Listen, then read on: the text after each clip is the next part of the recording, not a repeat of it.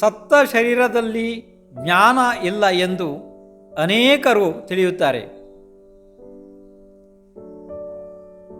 ಜೀವಂತ ಶರೀರದಲ್ಲೂ ಜ್ಞಾನ ಇಲ್ಲ ಎಂದು ಕೆಲವರೇ ತಿಳಿಯುತ್ತಾರೆ. ಜೀವ ಶರೀರಗಳ ಅನಂತ ಗುಣಧರ್ಮಗಳನ್ನು ಸರ್ವಜ್ಞರು ತಿಳಿಯುತ್ತಾರೆ.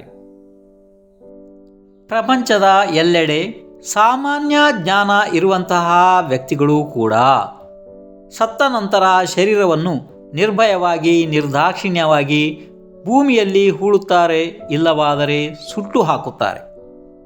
ಕಾರಣ ಅವರು ತಿಳಿಯುತ್ತಾರೆ, ಇದರಲ್ಲಿ ಜ್ಞಾನ, ದರ್ಶನ, ಸುಖ, ದುಃಖ ಯಾವುದೂ ಇಲ್ಲ ಎಂದು. ಆದರೆ ಪರಮ ಆಶ್ಚರ್ಯ, ಆದರೂ ಕೂಡ ಇದು 100% ಸತ್ಯ. ಒಂದು ಮಾತಿದೆ, ಜೀವಂತ ಶರೀರದಲ್ಲೂ ಕೂಡ ಜ್ಞಾನ, ದರ್ಶನ, ಸುಖ, ದುಃಖ ಇಲ್ಲ. ಕಾರಣ ಶರೀರ ಪುದ್ಗಲ ದ್ರವ್ಯ ಇದೆ, ಅದರಲ್ಲಿ ಈ ಶಕ್ತಿಗಳು ಇಲ್ಲ. ಹಾಲು ಮತ್ತು ನೀರಿನಂತೆ ಜೊತೆಯಲ್ಲೇ ಬೆರೆತು ಇರುವಾಗ ಶರೀರ ಮತ್ತು ಜೀವ ಇದನ್ನು ಗುರುತಿಸಲು ಆಗುವುದಿಲ್ಲ ಅಷ್ಟೇ.